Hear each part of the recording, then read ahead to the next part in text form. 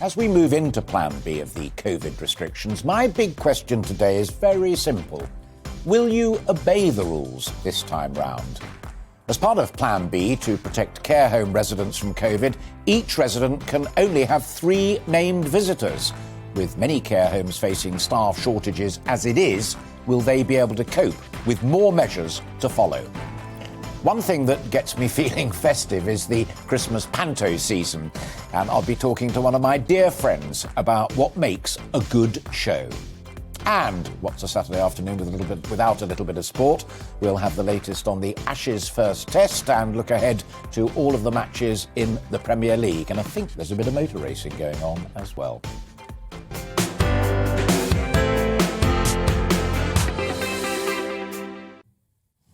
But first, our big story today. Like many of you, I suspect, I went to sleep with the words of Michael Gove on Omicron ringing in my ears. He'd just chaired a meeting of COBRA, the government's emergencies committee, and said the UK faces, and I quote, a deeply concerning situation because of the fast rate the Omicron variant, only identified a fortnight ago, is already spreading across the country. They'd considered some very challenging new information, he said. Omicron is more likely than past COVID-19 variants to potentially lead to hospital admissions among the fully vaccinated. He added that the Omicron variant is doubling every 2 to 3 days in England and possibly even faster in Scotland. He went on to say, we know that 30% of reported cases in London are of the Omicron variant. And he concluded, we absolutely need to keep everything under review, prompting many to speculate in this morning's newspapers, not of Plan B, but of Plan C. Now, remember, it was only on Wednesday that Plan B was confirmed.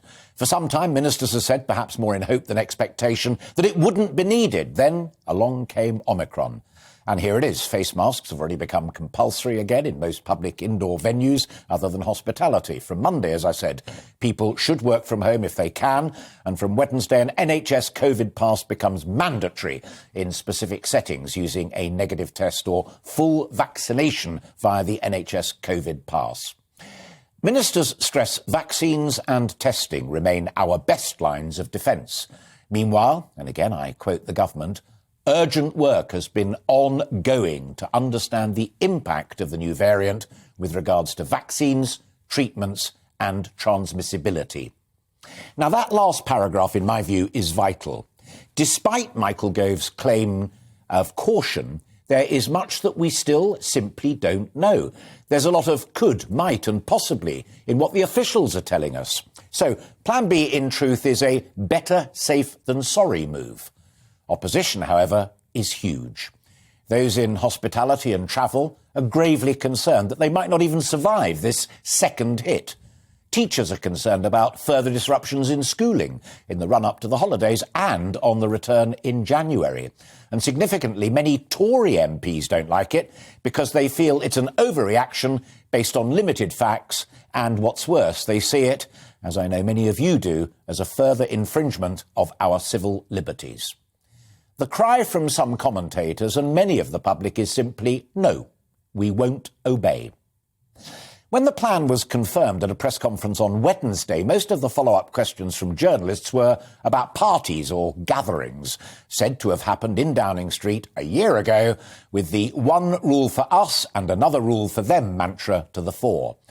But I think that also speaks to another grave concern. So embroiled is the Prime Minister in rows about parties, denials of parties, the refurbishment of his flat in Downing Street, who paid for it and who asked for the money and the rest of it, frankly much more besides, that his trust, his credibility is on the line. I am not Boris bashing, as some of you have accused me on social media. I'm simply stating the facts.